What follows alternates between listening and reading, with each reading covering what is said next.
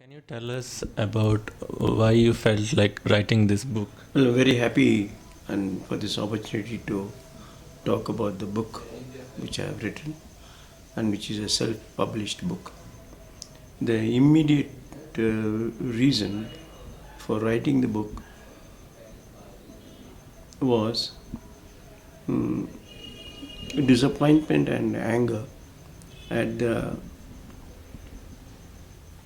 Hindu fundamentalist elements calling for Ghar Wapasi.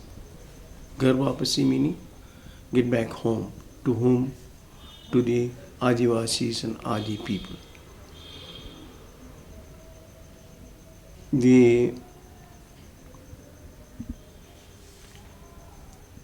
Because the word very Adi means that we are the ancient people, the earliest people. And for us, and to be considered as being less than the others, is a travesty of the whole attitude. And as a person who has served for 21 years in the Indian Air Force, loyally, I thought it would be very cowardice on my part if I didn't reply or did not respond. In writing this book, also I have been urged by my nephew who has spent some time in Australia, and he was saying about the similarity of the indigenous people in the features, facial features between them and the Adi people here in India. Now the word Adi has been for me a very stabilizing emotional word. During my Air Force days, I spent a lot of time in Haryana and Punjab and realized that the word Adi means ancient and it is derived from Adi Dharma. Adi Dharma meaning before the faith. Which Dharma? The Hindu faith. And the Hindu faith therefore came in with the Aryan invasion, and the indigenous people had their dharma of their own. And I realized that the word Adi was applicable to every Indian, almost all the Indians. The fact that during these too many years, during maybe 3,000 years, groups of people got merged into the caste system, and there was a whole group which did not get merged either by choice or by rejection of the so-called purer people. I became convinced about this because among the Tamilians in India we have Brahmins who are called as Ayyars and Iyengars. Iyengars claim their origin from the Aryan invasion. Ayyars are supposed to be those who became priests from the indigenous people. So similarly, I think for all these various groups, for the four castes, absorption took place. And those who did not get absorbed were the Adi people. So it is actually a misnomer. All of us are Adi, but just because we didn't get convert, we were referred to as the older people. It's just like converts from everybody or anybody else rejecting their original faith or original ancestry. So in the book I have clarified that all of us are Adis. The only thing is those who didn't get absorbed into the caste system are now referred to as Adivasis, Adi Dravidas, Adi Andhra, etc. The reason or the main motive for writing this book is that I would like to tell my Adi people my struggle to free myself from the stigma which is attached to us. An irrational, unjustified system. And we are about 25% of the population. Can you tell us about your childhood experiences with caste and the time when you realize the social stigma that is associated with Adi Dravida community?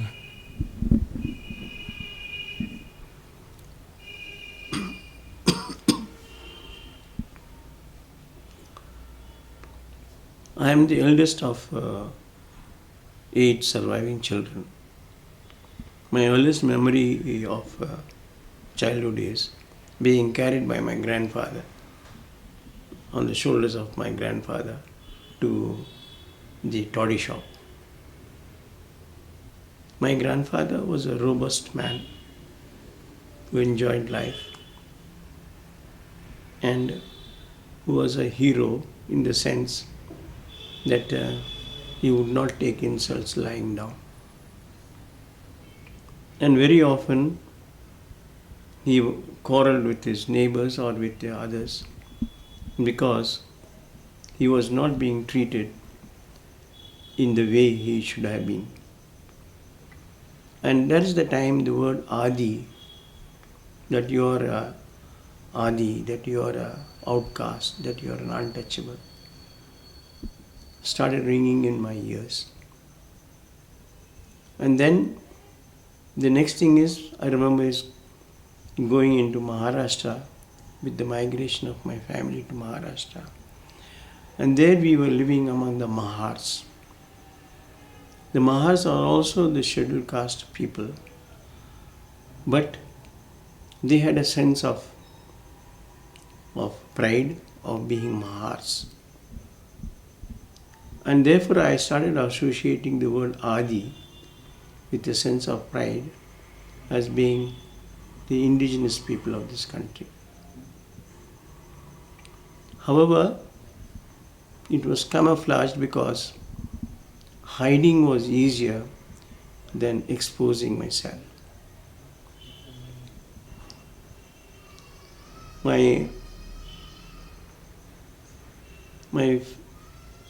mother was basically from the Hindu faith and had got converted to Christianity on marriage to my father. My father was a third generation Christian, and therefore when we were in Maharashtra, we were in contact with the missionaries in that area, and the Jesuit missionary put me into one of the top schools in Bombay. And we were just about 10 boys in a group of nearly 50 boarders. And we were distinguished from the others because the others were all from the elitist families, both Christian, Parsi and Muslims.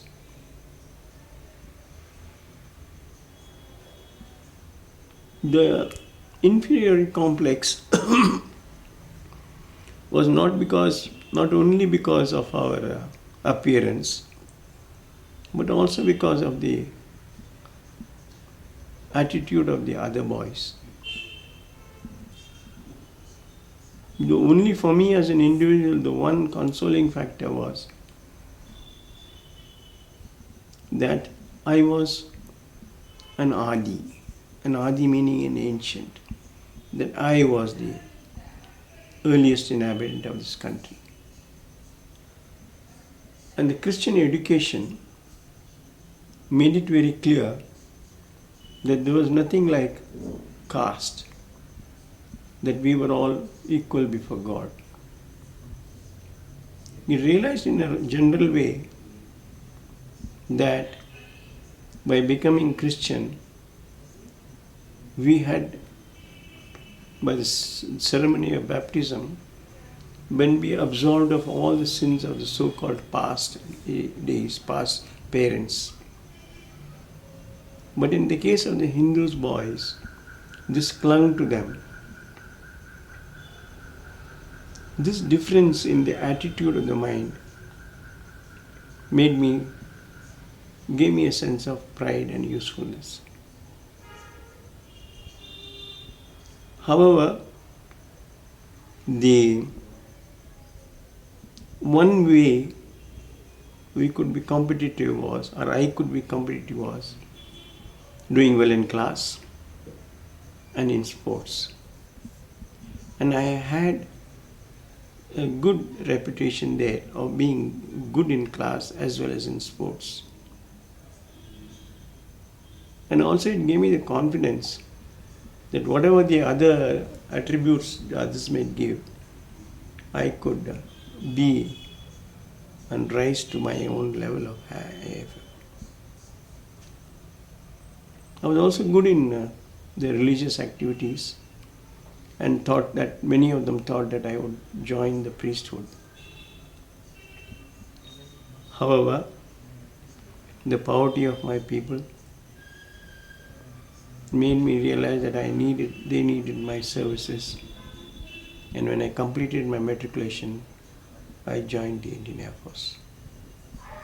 In many cases that I see nowadays, the people of my generation, they are not completely aware. Whoever are well off are not aware of the issues faced by the community in general.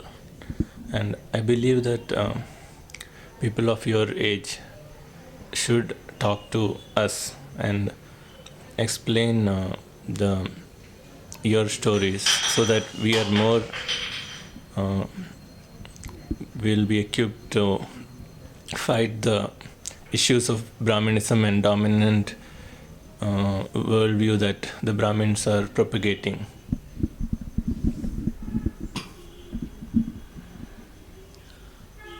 Caste is a part and parcel of the Hindu faith. Nowhere else is there any other religion which has created this divisiveness as Hinduism has done. And Hinduism, through the ages, has survived because the Brahmins, in order to maintain this divisiveness, they have submitted into all the rulers who came into India, worked with them, and survived so that so long as the rulers or the powers did not interfere with their elitist position in society.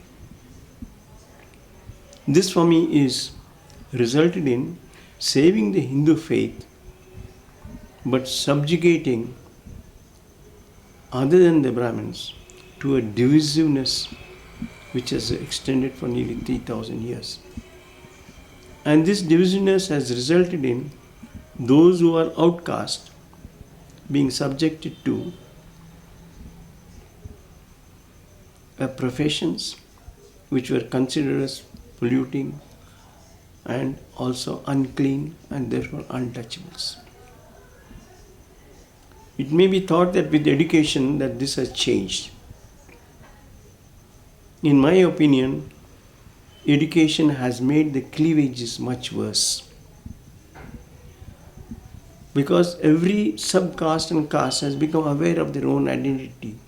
All are proud of their own identity except the outcasts. The outcasts, and to some extent the backward OBCs, instead of being proud of their heritage, they have started becoming ashamed of their heritage. Many of them hide. However hidden or hiding they may be, to the others in the community, they are always exposed. Among the Tamilians, the Adi people might consider themselves, many of them in the cities, as Mudaliyars and Naidus. In Andhra, they may all consider themselves to some extent as Naidus, etc. In Maharashtra, it's also, or even Karnataka, it's Lingayat. So by hiding, you do not solve the problem, your personal problem or your community problem. You have to be proud of your own, and unless you give an identity of your own, you will never be able to liberate yourself. You will always be a slave.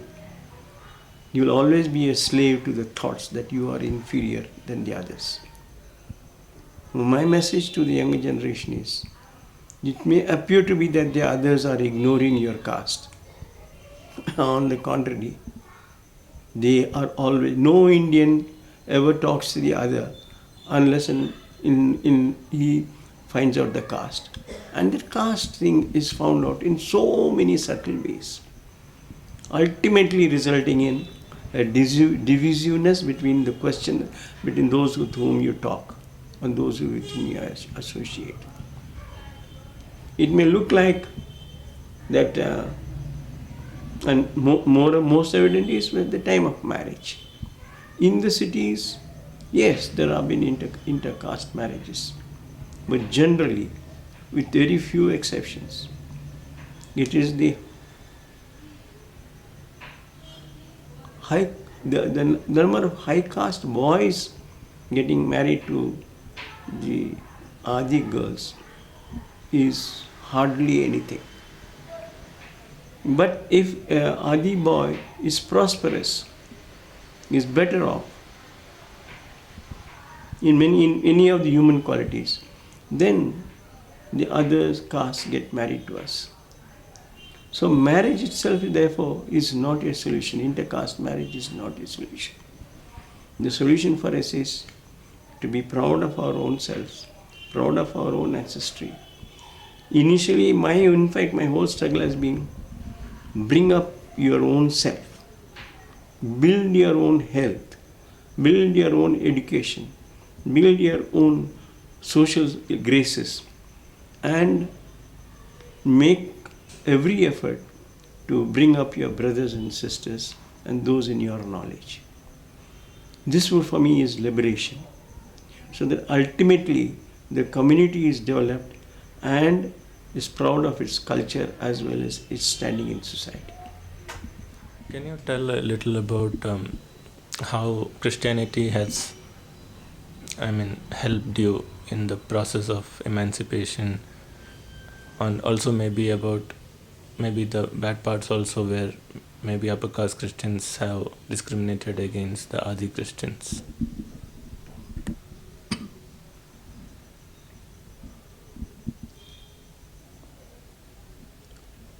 To me, and in my opinion, what I am today is because of Christianity. Christianity has freed my mind and given me the possibility of freedom, equality, as envisaged by Dr. Ambedkar.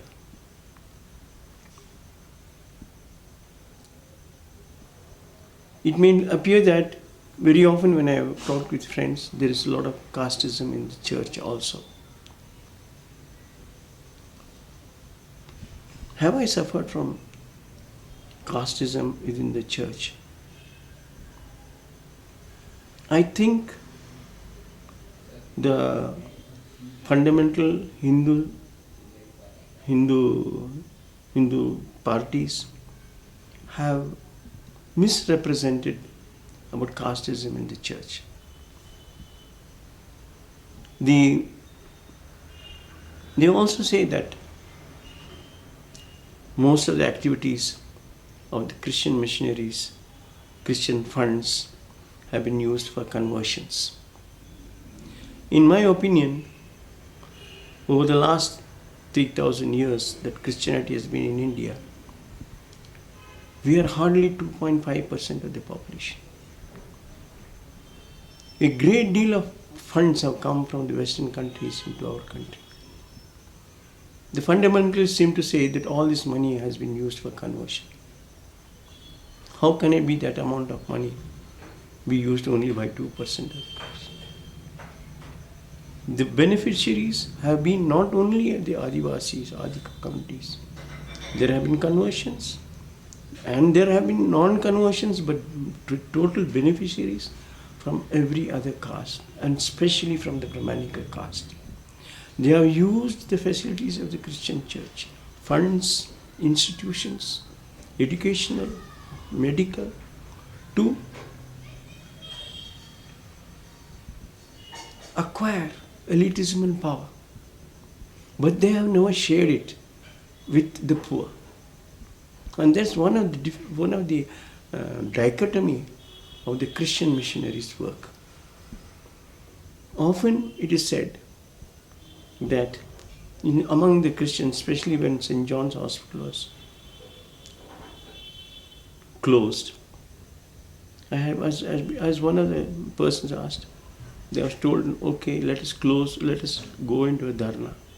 Many Christians, poor Christians asked, why is it that why should we go into a dharna? Where are our children in these hospitals as doctors? It opened our eyes. But then one of the bishops who was leading it said, see, do not forget that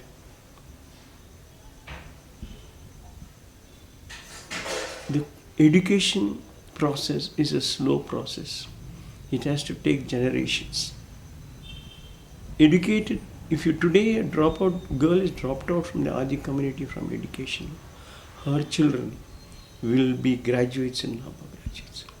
And I think that is true, not only in my family, it's from many families that the education level has increased to a great extent because of the Christian missionaries.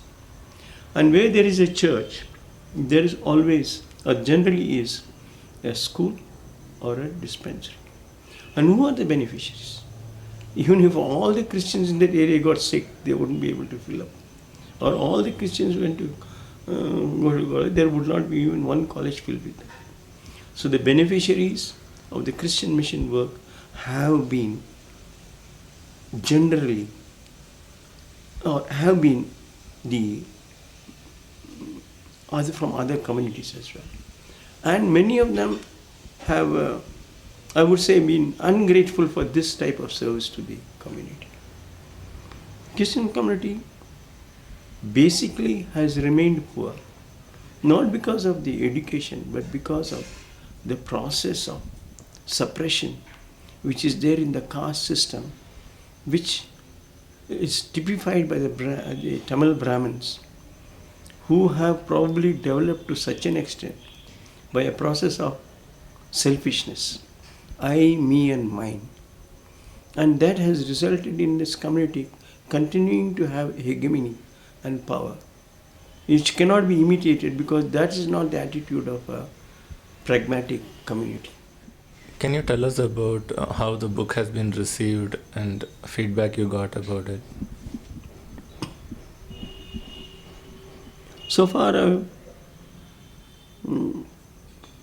gone out of my hands are nearly 700 copies of this book.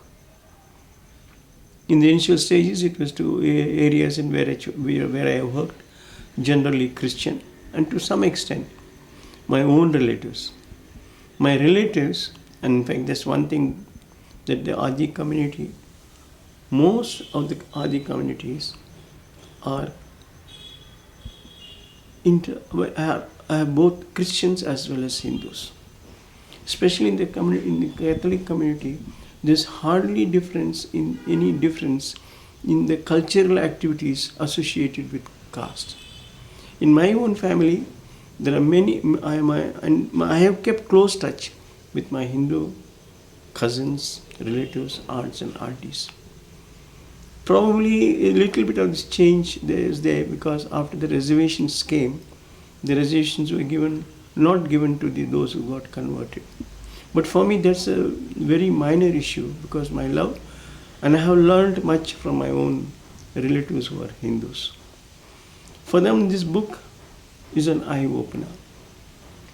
It is for them a kind of that our boy can write like this, and therefore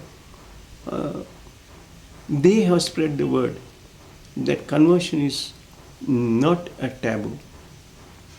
Today, it appears that the number of Christian families is reduced. But because of this reservation, what has happened is they retain their old names. pre-caste names, pre-Christian names. And I feel that the Christian religion has not reduced, but it has increased. Only thing is, quite a few families are hidden from the government census, etc. Then from the Christians who are of the higher caste, invariably the saying is, why do you have to talk about this? Why not you change your, or why not you just ignore it and merge with the others? Why do you have to suffer and your children have to suffer by identifying myself where it is written? I thought about it often, much, but I think it would be cowardice on my part to hide and forsake what is my original ancestry. It can give us only temporary, but all of us, both Hindus, Christians, and maybe even Muslims, should not be ashamed, but instead be proud that we have survived this suppression and have contributed to the growth of the country through our labor, we have lost our culture, or we have not lost our culture, but our culture has been kind of subverted to the brahminical ideas of good, bad, dirty, etc. We have to be proud of our own culture in terms of music, in terms of health, as well as that it is the higher caste who should be ashamed of having perpetuated this system, and we should be happy that we have survived it.